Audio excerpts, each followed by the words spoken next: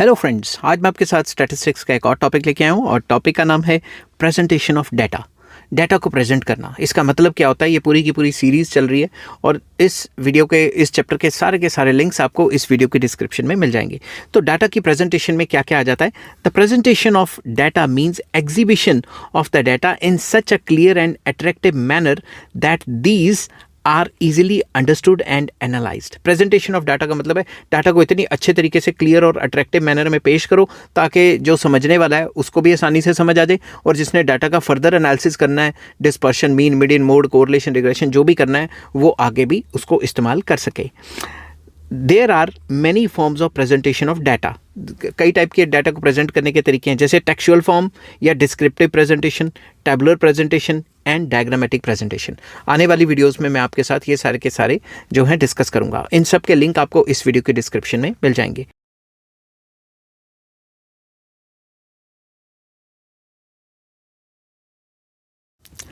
Hello friends, आज मैं आपके साथ स्टैटिस्टिक्स का एक और टॉपिक लेके आया हूँ और टॉपिक का नाम है टेक्सचुअल प्रेजेंटेशन ऑफ डाटा। हम टेक्स्ट की फॉर्म में डाटा को कैसे प्रेजेंट करते हैं और क्या होता है, ये सारा का सारा मैं आपके साथ डिस्कस करूंगा इस वीडियो में।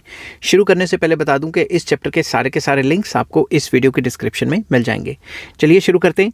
इन textual presentation data are a part of the text और स्टडी और a part of the description of the subject matter of the study. जब भी हम टेक्सचुअल प्रेजेंटेशन करते हैं तो डाटा टेक्स्ट की फॉर्म में होता है। पैराग्राफ में दिया होगा कि फलां फलां हो गया, फलां फलां जगह फलां फलां नंबर है, पैरे में दिया होगा। समझ के बात?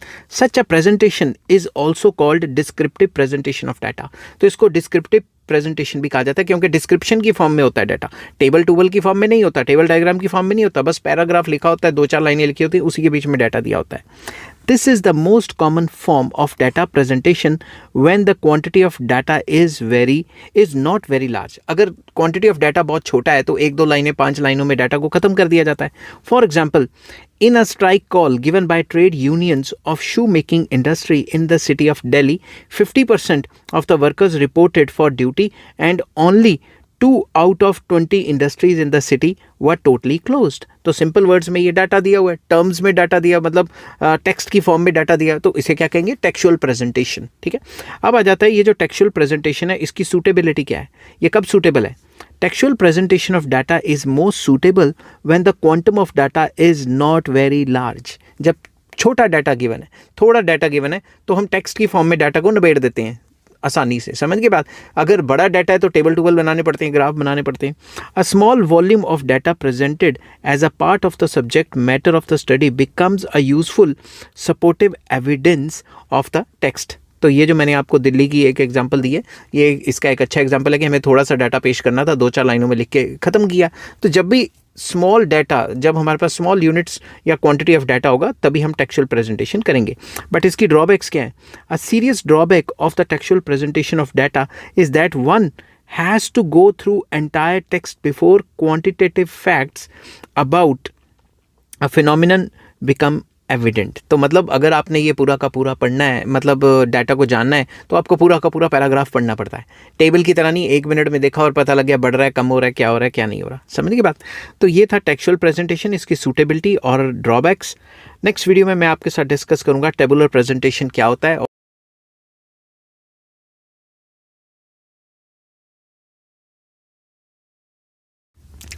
हेलो फ्रेंड्स, आज मैं आपके साथ स्टैटिस्टिक्स का एक और टॉपिक लेके आया हूँ और टॉपिक का नाम है tabular presentation of statistical data.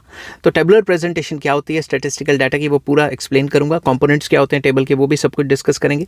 चलिए शुरू करते हैं। शुरू करने से पहले बता दूं कि इस चैप्टर के सारे लिंक्स आपको इस वीडियो की डिस्क्रिप्शन में मिल जाएंगे। टेबुलर प्रेजेंटेशन या tabulation is a process of presenting data in the form of table. अगर टेबल की फॉर्म में जब भी हम डाटा प्रेजेंट करते हैं उसे टेबुलर प्रेजेंटेशन या टेबुलेशन कहा जाता है। अब आ जाता है कंपोनेंट्स और पार्ट्स ऑफ अ टेबल। ये लॉन्ग क्वेश्चन के लिए बहुत इंपॉर्टेंट है कि एक टेबल में क्या क्या चीज़ें होनी चाहिए। मैंने एक डमी बनाई हुई है, उसको मैंने नंबर वाइज एक्सप्लेन किया हुआ है। ये डमी मैं रोक देता हूँ, आप स्क्रीनशॉट ले लेना। तो सबसे पहले following are the principal components of a table. सबसे पहला क्या है? Table number. तो अगर आपने 10 टेबल बनाए तो टेबल नंबर तो देना पड़ेगा ना, तभी तो आप रेफरेंस दोगे कि टेबल नंबर 3 या 4 या फलां में ये डाटा अवेलेबल है। समझ के बात? तो सबसे पहले table number. First of all a table must be numbered. हर एक टेबल के ऊपर नंबर होना चाहिए। ठीक है। Different tables must have different numbers, 1 2 3 4 etcetera जितने भी हो सकते हैं, तो डिफरेंट टेबल्स के ऊपर अलग अलग नंबर होने चाहिए, नंबर वाइज चलाते रहो। These numbers must be in the same order as the tables, तो नंबर्स भी सेम देने, ये नहीं कि पहले टेबल को वन नंबर दे दिया और दूसरे टेबल को 10 नंबर दे दिया, नंबर वाइज ही होने चाहिए। Number facilitate location of the table, number से हमें पता लग जाएगा कि टेबल की लोकेशन क्या है, कहाँ पे ये टेबल मिलेगा, ठीक है। दूसरा हो गया टाइटल, तो टाइटल हम कहाँ लिखेंगे, नंबर के नीचे, टेबल नंबर के नीचे टाइटल, कि ये टेबल किस चीज़ पे बेस्ड है, ठीक है। A table must have a title, हर एक टेबल का टाइटल होना ज़रूरी है, होना चाहिए। Title must be written in bold letters, bold letters में होना चाहिए, ठीक है। इट शुड बी अट्रैक्टिव या it should attract the attention of the reader, reader को एकदम से देख के पता लगना चाहिए कि भाई ये टेबल किस चीज़ के ऊपर बेस्ड है। टाइटल अच्छा होगा तो पता लग जाएगा, जैसे पॉपुलेशन के ऊपर होगा या किसी चीज़ के ऊपर होगा, वो तो ऊपर टाइटल से ही पता लगेगा ना। The title must be simple clear and short, title कोई ऐसा नहीं कि 10 लाइनें लिख दी टाइटल की, समझ के बाद शॉर्ट और सिंपल होना चाहिए ताकि ईजिली समझ आ सके। A good title must reveal, एक अच्छे टाइटल में क्या क्या होना चाहिए, द प्रॉब्लम अंडर कंसिडरेशन, जो भी प्रॉब्लम या जो भी डाटा हम डिस्कस कर रहे हैं, the time period of the data, कि किस टाइम पे ये डाटा लिया गया है, the place of the study, the nature of the classification of data, तो ये सारी चीज़ें अच्छे टाइटल में होनी चाहिए। ब्रीफली लिख दें तो अच्छा रहेगा। A good title is short but complete in all aspects, एक अच्छा टाइटल वही है जो शॉर्ट भी हो और ये सारी चीज़ें कवर भी करे। तीसरा आ जाता है हेड नोट, अब हेड नोट कहाँ पे आता है वो भी दिखाता हूँ। टाइटल के नीचे आ जाता है हेड नोट, तो ये डमी बनानी बहुत ज़रूरी है अगर आपको पेपर में आता है तो, ठीक है ना। हेड नोट में क्या है, if title of the table does not give complete information it is supplemented with head note, अगर थोड़ा बड़ा टॉपिक है और टाइटल में सब कुछ नहीं दे पा रहे तो हेड नोट में ऐड कर सकते हो, ताकि टाइटल के बाद सीधा हेड नोट शुरू हो जाए और उससे पता लग जाए कि टेबल किस चीज़ के ऊपर है। Head note completes the information in the title of the table, तो हेड नोट वो सारी चीज़ें जो टाइटल ने अधूरी छोड़ी थी वो सारी पूरी कर देता है head note. Thus, units of data are generally expressed in the form of lakhs, tons, etc. and preferably in brackets as a head note. तो ये सारे जो यूनिट्स हैं वो किस यूनिट्स, मतलब ये जो सारे जो टेबल में यूनिट्स दिए हुए हैं, लैक्स, करोड़, फलाना ढिमकाना, टन्स में दिया हुआ है, वेट क्या है, तो वो सारा का सारा हेड नोट में हम दे देंगे, ताकि वो जो चीज़ें जो हेडिंग्स में या टाइटल में क्लियर नहीं हुई पड़ी वो हेड नोट में क्लियर हो जाएं। नेक्स्ट आ जाता है स्टब्स, तो स्टब्स कहाँ पे आपने बनानी है, स्टब्स आपने बनानी है यहाँ पे, स्टब्स की हेडिंग्स यहाँ पे जो बनेंगे, समझ के बात। तो अब स्टब्स में क्या लिखेंगे, stubs are titles of rows, जो रोज के जो टाइटल्स हैं वो स्टब्स होते हैं किसी भी टेबल में। These titles indicate information contained in the rose of the table, जैसे टेबल है तो उसकी रोज क्या होगी, ये रो, ओहो 2 मिनट रुक जाओ, तो ये रो 1 2 3 4 जो रोज़ की जो हेडिंग्स होंगी उसको हम स्टब्स कहेंगे, और स्टब्स भी हमारे को अच्छी खासी इन्फॉर्मेशन दे देता है। नेक्स्ट आ जाता है कैप्शन। अब अगर हम पीछे चलें तो कैप्शन कहाँ पे है, यहाँ पे है। कॉलम्स की जो हेडिंग होती है उसे कैप्शन कहा जाता है, समझ गए बात। तो caption is the title given to the columns of the table, किसी भी टेबल के जो जितने भी कॉलम्स हैं उनकी जो हेडिंग्स होती हैं उसे कैप्शन कहा जाता है। अ caption indicates information contained in the columns of the table, वही बात कि वो हमें ये बताते हैं कि जो कॉलम्स हैं उनके अंदर क्या क्या दिया हुआ है, मार्क्स दिए हुए हैं, मेल्स हैं, फीमेल हैं, क्या हैं, उनकी हेडिंग्स को कैप्शन कहते हैं। अ caption may have subheads when information contained in the columns is divided in more than one class, एक से ज़्यादा क्लास है तो हमें अलग अलग कैप्शंस देने पड़ते हैं। एग्जाम्पल के तौर पे क्या पता यहाँ पे कुछ और गिवन है, यहाँ पे कुछ और गिवन है, यहाँ पे कुछ और गिवन है, यहाँ पे कुछ और, तो हर एक की अलग अलग हेडिंग देनी पड़ेगी, तो उसको कैप्शंस कहेंगे अलग अलग टाइप के, ठीक है। नेक्स्ट आ जाता है बॉडी और फील्ड। तो बॉडी और फील्ड ये क्या हो गया, ये सारा का सारा जो है बॉडी और फील्ड, मतलब ये पूरा का पूरा इसके बीच वाला सारा मटेरियल, ठीक है ना। सेल्स भी कहा जाता है इनको। Body of a table means sum total of the items of the table, table में जितनी भी सारी आइटम्स हैं वो टेबल की बॉडी बन गई या टेबल की फील्ड बन गई। दस body is the most important part of the table, क्योंकि उसमें डाटा होता है। It indicates values of the various items in the table, तो बॉडी या फील्ड हमें क्या बताती है कि हर एक चीज़ की कितनी कितनी वैल्यू है। Each item in the body is called cell, हर एक आइटम जो एक एक डाटा गिवन होगा, जैसे यहाँ कोई डाटा है या यहाँ कोई डाटा है तो उसे क्या कहेंगे, सेल। तो जितने भी आइटम्स हैं उनमें एक आइटम को सेल कहा जाता है। नेक्स्ट आ जाता है यूनिट्स ऑफ मेजरमेंट, कितनी यूनिट्स हैं, लाख्स, करोड़, ये फलाना ढिमकाना, वो भी हमें पता होनी चाहिए, ठीक है ना। The unit used for the measurement of figures in the table must be specified along with the title, title के साथ ये भी लिखा होना चाहिए इन लैक्स, इन करोड्स, जो भी है. दस if the table shows population figures, it must be specified whether the figures are expressed in terms of lakhs or crores. तो हमें ये भी बताया कि भाई ये जो फिगर्स हैं वो लैक्स में या करोड्स में है, तो उससे हमें आसानी हो जाएगी टेबल को समझने में. नेक्स्ट आ जाता है फुट नोट्स. तो टेबल के सबसे नीचे देखेंगे यहाँ लिखा हुआ मैंने फुट नोट और लास्ट में सोर्स, तो ये भी लिखने बहुत ज़रूरी है. फुट नोट्स में बेसिकली हम क्या लिखते हैं, foot notes are given for clarification of the reader, reader को क्लैरिफाई करने के लिए. These are generally given when information in the table need to be supplemented, कि इन्फॉर्मेशन को सप्लीमेंट करना है, किसी और जगह यूज़ करना है या कुछ करना है, तब ये फुट नोट्स लिखे जाते हैं. और लास्ट सोर्स, सोर्स मतलब हमने डाटा कहाँ से लिया, ठीक है. When the tables are based on secondary data, source of the data is to be given. जब भी हमने कहीं और से डाटा उठाया है, कॉपी किया या यूज़ किया किसी और का डाटा, तो सोर्स देना बहुत ज़रूरी है. Source of data is specified below the foot note. तो फुट नोट के नीचे सोर्स आ जाती है कि हमने फलां सर्वे से लिया है, फलां अखबार से लिया है या मैगजीन से लिया है. It should give name of the publication and publisher, year of publication, reference, page number etcetera. तो सब कुछ होना चाहिए कि ये डाटा हमने फलां जगह से उठाया है. तो ये आ गई सारी की सारी सोर्स. तो ये सारे कंपोनेंट्स एक टेबल में होने चाहिए, तो टेबल बहुत अच्छा बनेगा, ठीक है. और अगर आप इस तरीके से लिखोगे पेपर में तो आपके फुल बटा फुल मार्क्स भी आ सकते हैं.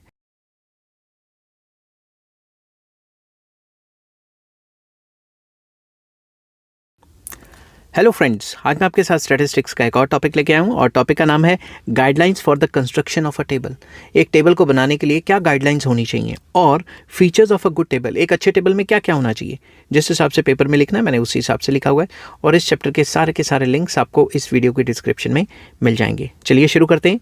Construction of a table depends upon the objective of study. आप जिस हिसाब से टेबल को कंस्ट्रक्ट करते हैं वो डिपेंड करता है कि आपकी स्टडी करने का मकसद क्या है, ऑब्जेक्टिव क्या है. It also depends upon the wisdom of the statistician की विजडम, नॉलेज और उसकी इंटेलिजेंस के ऊपर भी बेस्ड होता है कि वो किस तरीके से टेबल बनाता है. There are no hard and fast rules for the construction of a table. कोई हार्ड एंड फास्ट रूल नहीं है कि इसी तरीके का टेबल बनेगा. However some important guidelines should be kept in mind. मगर कुछ चीज़ें तो दिमाग में रखनी है कि मिनिमम इतनी चीज़ें तो होनी चाहिए टेबल बनाते टाइम, ठीक है. These guidelines are features of a good table. तो कौन कौन से हैं? सबसे पहला कंपैटिबल टाइटल. एक टाइटल अच्छा होना चाहिए. ये नहीं कि आपने डाटा दिया पॉपुलेशन का और वहाँ लिख दिया एजुकेशन रिलेटेड स्टैटिस्टिक्स, तो ठीक है ना. टाइटल वही होना चाहिए जो डाटा दिया हुआ है. Title of the table must B compatible with the objective of the study. तो जो ऑब्जेक्टिव है उसी से मिलता जुलता टाइटल भी होना चाहिए. The title should be placed on the top centre of the table. जैसा मैंने पिछली वीडियो में बताया, टाइटल सबसे ऊपर टेबल के बीच में देना चाहिए, मतलब टेबल के ऊपर सेंटर में, ठीक है. नेक्स्ट आ जाता है comparison. It should be kept in mind that items, मतलब सेल्स जो एक एक आइटम है, which are to be compared with each other are placed in columns और rows close to each other. This facilitates comparison. तो एक दूसरे के आसपास लिखनी है, ये नहीं कि एक डाटा इधर लिख दिया दूसरा इधर लिख दिया ताकि कंपेयर ही ना कर पाएँ. तो टेबल इस हिसाब से बनाना है कि जितने भी सेल्स, मतलब एक आइटम है, वो जो न्यूमेरिकल डाटा है वो आसपास ही लिखना है ताकि वो कंपेयर करने के लायक हों. नेक्स्ट आ जाता है स्पेशल एम्फेसिस. अगर हमने किसी को स्पेशल एम्फेसिस देना है उसको अंडरलाइन कर लो, बोल्ड में लिख लो, ठीक है. Some items in the table may need special emphasis. कुछ आइटम्स ऐसी होती हैं जिनको स्पेशल एम्फेसिस की ज़रूरत होती है. Such items should be placed in the table rows और हेड कॉलम्स. तो ऐसी आइटम्स को आप हेडिंग्स के तौर पे लिख सकते हो, बोल्ड में लिख सकते हो, कॉलम की हेडिंग्स में लिख सकते हो, रोज की हेडिंग में लिख सकते हो, ठीक है. Moreover such items should be presented in bold figures. ऐसी आइटम को थोड़ा गूढ़ा करके लिखोगे या फिर बोल्ड फिगर में लिखोगे तो एकदम से रीडर का ध्यान जाएगा. नेक्स्ट आ जाता है आइडियल साइज. ऐसा नहीं कि 15-20 पेज का टेबल बना दो, उतना टेबल बनाओ जितना कन्वीनियंट तो रहे. Table must B of N ideal size. एक अच्छा टेबल वो है जो आइडियल साइज का हो, ऐसा ना हो कि भाई पेज से ही बाहर जा रहा है. To determine an ideal size of table a rough draft और स्केच मस्ट बी ड्रॉन. एक रफली टेबल बना लो कि भाई इससे बड़ा नहीं बनाना, ऐसा नहीं बनाना, तो उसी को बार बार दुरुस्त कर करके बनाते रहो. Rough draft will give an idea as to how many rows and columns should be drawn for presentation of the data. तो रफ आइडिया आपको बता देगा कि कितने कॉलम्स एंड रोज आपको चाहिए एक अच्छे टेबल बनाने के लिए. तो रफली पहले बना लो और बाद में उसको फेयर कर दो. नेक्स्ट आ जाता है stubs. Very important. If rows are very long, अगर कुछ ज़्यादा ही लॉन्ग है, stubs may be given at the right hand side of the table also. अगर रोज बहुत लंबी है तो स्टब्स लेफ्ट साइड पे नहीं राइट साइड पे भी आप देख सकते हो, समझ की बात। ज़रूरी नहीं है कि हमेशा लेफ्ट साइड पे ही स्टब्स आएंगी, स्टब्स मतलब रो की हेडिंग्स, तो आप लेफ्ट साइड पे भी दे सकते हो, ठीक है। लेफ्ट साइड पे तो आती हैं, राइट साइड पे भी दे सकते हो, ठीक है। नेक्स्ट आ जाता है use of zero. Zero should be used only to indicate the quantity of a variable. Variable की क्वांटिटी अगर ज़ीरो है तो ही ज़ीरो इस्तेमाल करना है, बार बार ज़ीरो ज़ीरो ज़ीरो नहीं लिखते रहना। It should not be use to indicate non availability of data. अगर डाटा अवेलेबल ही नहीं है तो उसकी जगह डैश लगा दो, अगर ज़ीरो है तो ही ज़ीरो लिखना है, समझ की बात। If the data are not available तो उसकी जगह डैश लिख दो, या फिर नॉट अवेलेबल NA करके लिख दो, समझ की बात। नेक्स्ट आ जाता है हेडिंग्स। हेडिंग्स कैसी होनी चाहिए? Headings should generally be written in singular form. Singular form में होनी चाहिए, ठीक है। जैसे मेल फीमेल, ठीक है ना। For example in the columns indicating goods the word good should be used. तो ऐसे नहीं लिखेंगे X goods Y goods, X good लिखेंगे वाई गुड लिखेंगे, समझ की बात। तो सिंगुलर फॉर्म में होनी चाहिए, प्लूरल फॉर्म में नहीं होनी चाहिए। नेक्स्ट आ जाता है abbreviations. Use of abbreviations should be avoided in the headings और सब हेडिंग्स ऑफ द टेबल। तो एब्रीविएशंस का यूज़ मिनिमम होना चाहिए। ये नहीं कि एब्रीविएशंस का यूज़, आपको पता है आजकल तो डबल डबल मीनिंग भी निकल जाते हैं, तो इस टाइप के नहीं होने चाहिए। जितना मिनिमम हो सके उतना यूज़ करो। जैसे short forms of the word such as government, monetary policy etcetera should not be use. तो प्रॉपर लिख दो ना कि भाई क्या है, स्टब्स में या फिर कैप्शंस में प्रॉपर लिख दो। शॉर्ट फॉर्म्स लिखेंगे तो अगर कुछ और समझ लिया रीडर ने तो काम तमाम। नेक्स्ट आ जाता है foot note. Foot note should be given only if needed. अगर ज़रूरत है फुट नोट की तभी दें, अगर ज़रूरत नहीं है तो फालतू में लिखने की क्या ज़रूरत है। However if foot note is to be given it must bear some asterisk mark. मतलब जैसे स्टार दे दिया कि ये चीज़ यहाँ से ली हुई है, ठीक है। एस्ट्रिस्क मार्क जो है वो होना बहुत ज़रूरी है। Corresponding to the concerned item. जैसे कंसर्न्ड आइटम में हमने टेबल के बीच में स्टार दे दिया तो हम नीचे लिख देंगे फुट नोट में स्टार का मतलब ये है। जैसे आपने बुक्स पढ़ी होंगी तो बुक्स में स्टार्स टूर इस टाइप की कोई चीज़ें और लास्ट में लिखा होता है कि भाई स्टार का मतलब है ये हमने फलां फलां बुक में से लिया है, समझ गए ये बात। नेक्स्ट आ जाता है units, very important. Units units used must be specified above the columns के लैक्स है, करोड़ है, कितने हैं। If figures are very large, units may be noted in the short form as 000 hectare, 1000 hectare, 1000 tons, lakh tons, फलां इस type की units आप दे सकते हो, समझ गई बात। थाउजेंड्स में, लैक्स में, इस टाइप के यूनिट्स आप दे सकते हो। नेक्स्ट आ जाता है total. In the table sub totals of the items must be given at the end of each row. ऐसा मानना है कि हर एक रो या कॉलम का टोटल करना ज़रूरी है, बट ये हमेशा ज़रूरी नहीं है। आप अपने कन्वीनियंस के हिसाब से, जो स्टैटिस्टिशियन है वो अपनी कन्वीनियंस के हिसाब से जो डाटा उसे चाहिए होता है उसके हिसाब से वो टोटल कर लेता है। Grand total of the items must also be noted. तो सबका टोटल भी करना चाहिए, परसेंटेज वगैरह भी निकालनी चाहिए, ठीक है। नेक्स्ट वही पॉइंट आ जाता है percentage and ratio. Percentage figures should be provided in the table if possible. अगर पॉसिबल है और रिक्वायर्ड है तो परसेंटेजेस भी निकाल के दिखानी चाहिए। This makes data more informative. हमें पता लग जाता है पिछले साल परसेंटेज इतनी थी, इस साल इतनी है, पहले से बढ़ी है या पहले से कम हुई है। एक्सटेंट ऑफ अप्रॉक्सीमेशन, कितना अप्रॉक्सीमेशन है ये भी बताना ज़रूरी है। If some approximate figures have been used in the table the extent of approximation must be noted. तो हमें ये बताना है कि कितने परसेंट ये अप्रॉक्सीमेट वैल्यू है, कितने परसेंट चांस है कि ये वैल्यू मतलब सही है, गलत है, 50%, 80%, 90%, ये बताना ज़रूरी है। This may be indicated at the top of the table as a part of the head note or at the foot of the table as a footnote। तो या तो footnote में या head note में बताना ज़रूरी है कि डिग्री ऑफ अप्रॉक्सीमेशन कितनी है। Next source of data. Source of data must be noted at the foot of the table. Table के एकदम नीचे आप लिख सकते हैं सोर्स कि आपने टेबल कहाँ से लिया है। It is generally noted next to the foot note. Foot note के नीचे लिखा जाता है कि कहाँ से आपने टेबल लिया, पूरा सोर्स देना पड़ता है।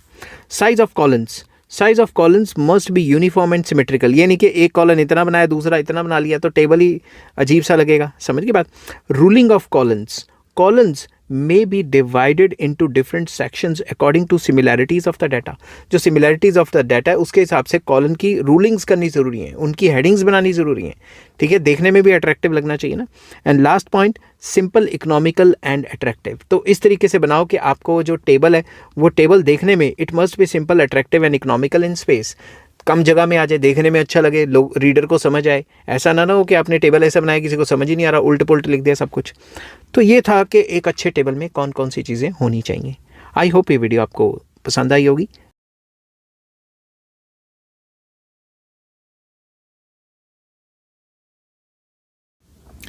हेलो फ्रेंड्स, आज मैं आपके साथ स्टैटिस्टिक्स का एक और टॉपिक लेके आया हूँ और टॉपिक का नाम है काइंड्स ऑफ टेबल। शुरू करने से पहले बता दूं कि इस चैप्टर के सारे लिंक्स आपको इस वीडियो की डिस्क्रिप्शन में मिल जाएंगे, अच्छे से जाके आप चेक कर सकते हैं। तो चलिए शुरू करते हैं। There are 3 basis of the classification of tables. 3 तरीके से हम जो टेबल्स हैं उनको क्लासीफाई कर सकते हैं। Purpose of table, originality of table and construction of table. इन तीनों तरीकों को मैंने नीचे डिटेल में एक्सप्लेन किया है। According to each of these basis statisticians have classified tables as in the following flow chart। तो सबसे पहले kinds of table, according to purpose, according to originality and according to construction. तो purpose के हिसाब से देखें तो सबसे पहले आ जाता है जनरल पर्पस टेबल और स्पेशल पर्पस टेबल। ये क्या होता है ये नीचे मैंने एक्सप्लेन किया हुआ है। ओरिजिनलिटी के हिसाब से देखें ओरिजिनल टेबल या ड्राइव टेबल। ओरिजिनल जो आपने खुद ने इकट्ठा करके सीधा टेबल बना दिया, ड्राइव उसमें से ले लिया। एक आ जाता है अकॉर्डिंग टू कंस्ट्रक्शन, इसमें आ जाता है सिंपल टेबल जिसको वन वे टेबल भी कहा जाता है, या कॉम्प्लेक्स टेबल जिसमें आ जाते हैं 2 वे टेबल एंड ट्रेबल, मतलब जिसमें 3 डाटे अवेलेबल हो 3 चीज़ों के, या मैनीफोल्ड जिसमें कई हों। ठीक है, तो इस सब को डिस्कस करते हैं। सबसे पहले आ जाता है tables according to purpose. According to purpose there are 2 kinds of table. 2 kinds होते हैं टेबल के। सबसे पहला आ जाता है जनरल पर्पस टेबल, जिसमें आम पर्पस के लिए, जैसे मान लो मैं क्लास में मार्क्स ले रहा हूँ बच्चों के आम, ठीक है, जिसमें हम बेसिक चीज़ें डिस्कस करते हैं। General purpose table is that table which is of general use, आम यूज़ के लिए हम उसे यूज़ कर सकते हैं। It does not serve any specific purpose और स्पेशल प्रॉब्लम अंडर कंसिडरेशन। ये कोई स्पेशल प्रॉब्लम या कोई स्पेसिफिक चीज़ को कवर नहीं करता। Such tables are just data banks. ऐसे टेबल सिर्फ डाटा बैंक्स होते हैं जिनसे हम डाटा को कॉपी कर सकते हैं for the use of researchers for their various studies. तो सिंपल टेबल बने होते हैं, हम उसमें से डाटा कॉपी करके बना लेते हैं।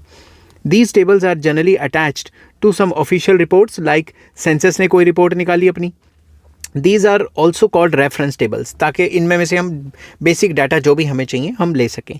तो उसके बाद आ जाता है special purpose table, very important. Special purpose table is that table which is prepared with some specific purpose in mind. जब हम उस टेबल को बना रहे होते हैं तो हमारे दिमाग में एक स्पेसिफिक पर्पस होता है कि हमने ये टेबल इस मकसद के लिए बनाया है। Generally these are small tables limited to the problem under consideration. तो ये टेबल में हर एक चीज़ नहीं दी होती, जो हमें चाहिए चीज़ या जिस पर्पस के लिए बनाया है सिर्फ वही चीज़ होती है इसमें। In these tables that are presented in the form of result of the analysis. जो डाटा होता है वो रिजल्ट के तौर पे हमें शो किया जाता है। समझ के बात? That is why these tables are also called summary tables। तो इसीलिए क्योंकि हम इसमें स्पेसिफिक चीज़ों की डिस्कशन कर रहे हैं, जो स्पेशल चीज़ें उनकी डिस्कशन कर रहे हैं, इस वजह से इस टेबल को जो समरी टेबल भी कहा जाता है। नेक्स्ट आ जाता है tables according to originality. Originality के हिसाब से टेबल बनाना। तो on the basis of originality tables are of 2 kinds. सबसे पहला ओरिजिनल टेबल। तो ओरिजिनल टेबल क्या होता है? An original table is that in which data are presented in same form and manner in which they are collected। मैं घर घर लोगों के गया, मैंने एक टेबल सा बना लिया, वो टेबल क्या होगा? Original table. समझ की बात? अब उसी से अगर मैं कोई रेलिवेंट इन्फॉर्मेशन निकाल लूँ तो उसको ड्राइव टेबल कह देंगे, और अच्छे तरीके से उसको पेश करने का तरीका sorry. A drive table is that in which data are not presented in the form or manner in which these are collected। तो वो तो raw data इकट्ठा किया था। Instead, data are first covered into ratios और percentages and then presented। तो इस table में क्या होता है? डाटा को और अच्छे से क्लासीफाई करके उसकी रेशो, परसेंटेज या और कई चीज़ें निकाल के उसको अच्छे से प्रेजेंट किया जाता है। रॉ डाटा की तरह या रॉ टेबल की तरह ये टेबल नहीं होता। नेक्स्ट आ जाता है tables according to construction, very important. According to construction tables are of 2 kinds. Table 2 kinds के होते हैं। सबसे पहला हो गया सिंपल और वन वे टेबल। तो ऐसे टेबल में क्या होता है? A simple table is that which shows only one characteristic of data. जैसे मैंने यहाँ लिखा class 8th 9th 10th 11th 12th, ये क्लास के बारे में बता रहा है, एक ही चीज़ के बारे में बता रहा है। अगर मैं इससे एक स्टेप ऊपर जाऊँ, complex table. A complex table is one which shows more than one characteristics of data। ये एक से ज़्यादा characteristics शो करेगा, क्वालिटी या attributes एक से ज़्यादा शो करेगा। On the basis of characteristics shown, these tables may be further classified। इसमें पहला आ जाता है डबल टेबल या 2 वे टेबल। इसमें क्या होगा? A 2 way table is that which shows 2 characteristics। 2 characteristics दिखाएगा डाटा में, जैसे बॉयज़ गर्ल्स। समझ की बात? बॉयज़ और गर्ल्स पे फोकस किया गया है। इससे एक स्टेप ऊपर चलें, ट्रेबल टेबल। ट्रेबल में क्या होगा? ट्रेबल में हमें 3 करेक्टरिस्टिक्स दिखाएगा, जैसे मैंने यहाँ बॉयज़ का दिखाया, रूरल अर्बन का दिखाया, गर्ल्स का दिखाया और उनकी रूरल अर्बन। तो एक तो हो गया सेक्स, मतलब मेल फीमेल। दूसरा हो गया रूरल अर्बन। तो रूरल अर्बन, मेल फीमेल, ये मतलब कि बॉयज़ हैं या गर्ल्स हैं, ये 3 चीज़ें कवर कर ली मैंने, ठीक है। और कुछ लोगों का ये मानना होगा कि आप ये भी तो कर सकते हो कि एक कवर कर ली क्लास, एक होगी रूरल अर्बन और एक मेल फीमेल टाइप का डाटा, तो ये 3 भी तो होगी। हाँ बिल्कुल होगी। नेक्स्ट आ जाता है manifold classification. A manifold classification table वो होता है in which shows more than 3 characteristics. इसमें 3 से ज़्यादा करेक्टरिस्टिक आ गए। एक तो क्लास भी दिखा दी, एक तो बॉयज़ गर्ल्स भी दिखा दिए, एक तो रूरल अर्बन भी दिखा दिए, और रूरल अर्बन में भी दिखा दिए मैरिड अनमैरिड। तो इस टाइप के टेबल को हम मैनीफोल्ड क्लासिफिकेशन कहते हैं। तो जब भी आपने टेबल बनाना है, इन्हीं टाइप के टेबल का आप इस्तेमाल कर सकते हो।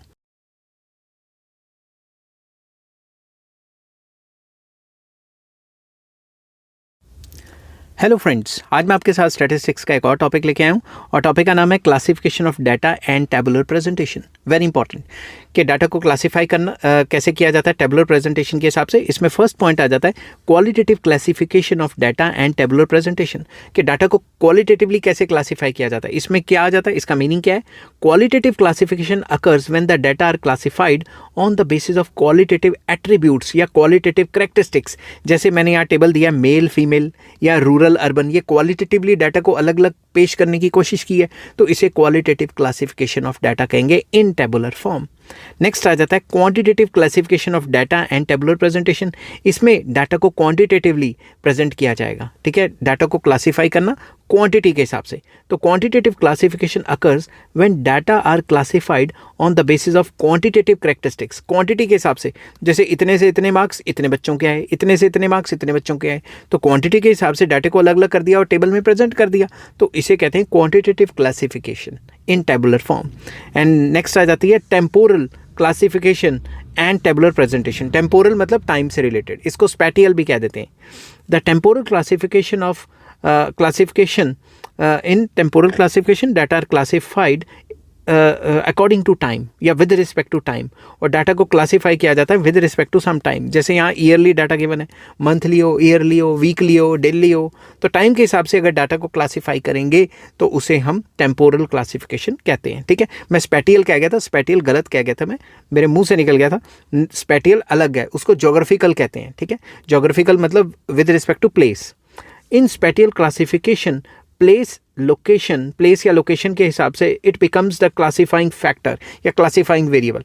तो जब भी हम टेबल को क्लासीफाई या डाटा को क्लासीफाई करना चाहें या टेबल को पेश करना चाहें इन द फॉर्म ऑफ प्लेस या स्टेट या फिर कोई कंट्री, ठीक है, इसमें कोई भी मतलब जगह के बेस पे अलग करना चाहते हैं डाटा को। It may be village, town, district और स्टेट और कंट्री। तो डाटा जैसे हमने कह दिया यूएसए में इतना है, इसमें इतना है, जापान में इतना है, रशिया में इतना है, तो हमने डाटा को क्लासीफाई किया है टेबुलर फॉर्म में, मगर किया किसके थ्रू है, प्लेस के थ्रू। तो उसे स्पैटियल या ज्योग्राफिकल क्लासिफिकेशन ऑफ डाटा कहा जाता है।